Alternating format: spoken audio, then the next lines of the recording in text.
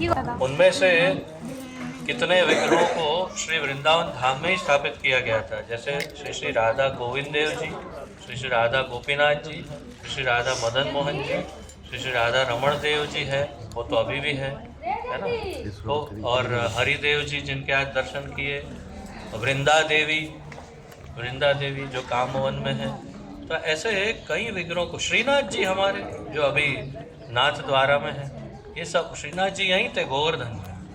तो ये सब विग्रह श्री वज्रनाभ द्वारा स्थापित थे। वज्रनाभ कौन थे? अभी तो बताओ, 3 दिन से चल रहा है वज्रनाभ वज्रनाभ वज्रनाभ। कौन है वज्रनाभ? कौन है? कौन जानता है वज्रनाभ को? हाथ ऊपर कीजिए। कृष्ण। अब लक्ष्मीकांत प्रभु लेक्चर सुनता नहीं, फिर भी कैसे इतना सारा ज्ञान? मेरा कोई लेक्चर तो अटेंड करता नहीं है, तो इतना सारा ज्ञान कैसे है? हाँ? और आप लोग रोज मेरा भागवत सुनते हैं, ये सुनते हैं, लेकिन और 3 दिन से बोल रहे हैं वज्रनाभ वज्रनाभ। कृष्ण के प्रपौत्र मतलब क्या हुआ? उनके पुत्र का नाम क्या है? कृष्ण के पुत्र का नाम प्रद्युम्न। उनके पुत्र का नाम अनिरुद्ध। उनके पुत्र का नाम, अभी तो हुई बात, वज्रनाभ। तो कृष्ण के पुत्र के पुत्र के पुत्र वज्रनाभ, उनके द्वारा ये सारे विग्रह स्थापित थे। जो जो बोले याद रहे? याद रह गए? राधा गोविंद देव, राधा गोपीनाथ, राधा मदन मोहन, फिर राधा रमण जी उनके द्वारा नहीं है, परंतु गोपाल भट्ट गोस्वामी के, लेकिन वो एक मुख्य विग्रह है हमारे वृंदावन के। फिर हरिदेव जी, फिर वृंदा देवी और श्रीनाथ जी, गोपाल जी। उनका नाम पहले गोपाल जी था, अब उनका नाम श्रीनाथ जी हो गया। तो गोपाल जी, फिर और एक है, बोलो, याद करो कौन है? याद आ रहा है? हाँ, याद करो, बताओ। नहीं, कहाँ है? बताओ। और सुना नहीं? ऊपर करो, ऊपर है। वज्रनाभ जी द्वारा स्थापित 7 विग्रह, उसमें सबसे मुख्य 6 तो हमने गिने। एक है, एक हिंट दे सकता हूँ, एक हिंट, कि वो कृष्ण नहीं है।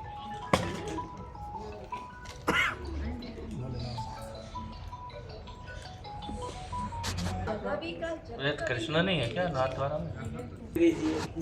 जगह का भी हिंट दे दीजिए। अब पूरा हिंट देना है तो फिर मैं ही ना बता दूं। बोल दाऊ जी महाराज की जय। दाऊ जी जो है वो भी वज्रनाभ जी द्वारा स्थापित थे।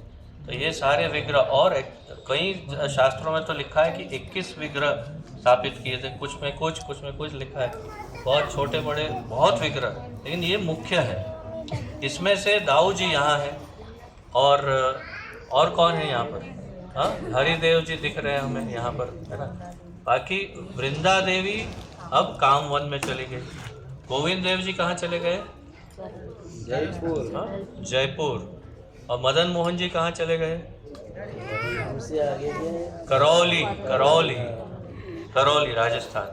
और गोपीनाथ जी कहाँ चले गए? हाँ, बताओ।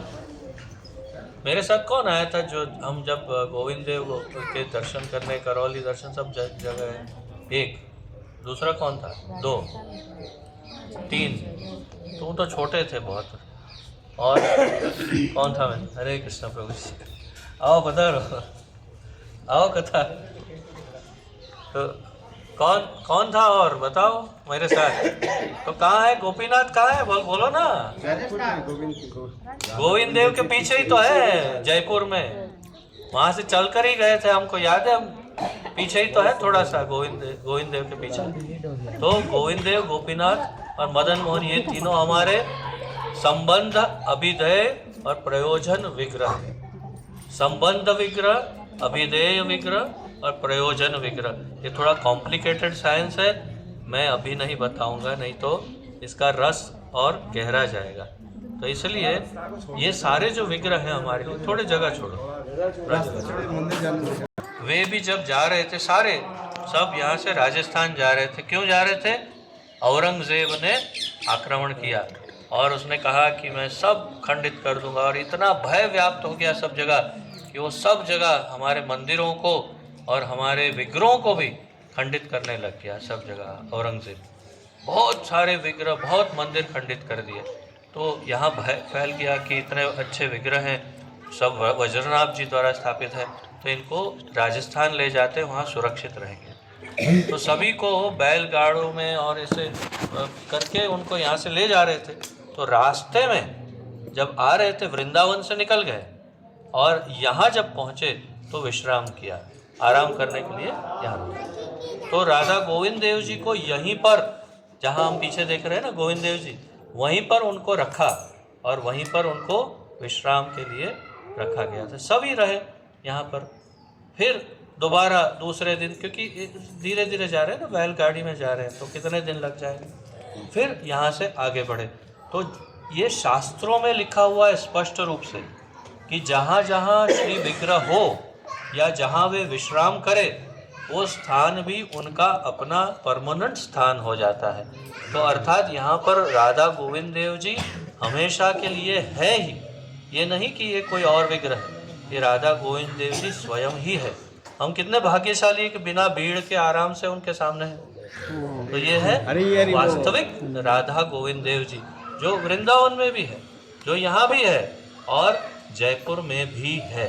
तो सभी जगह गोविंद देव जी अपने आप को विस्तरित करके विराजमान किए। तो यहाँ पर हमें उसी मनोभाव से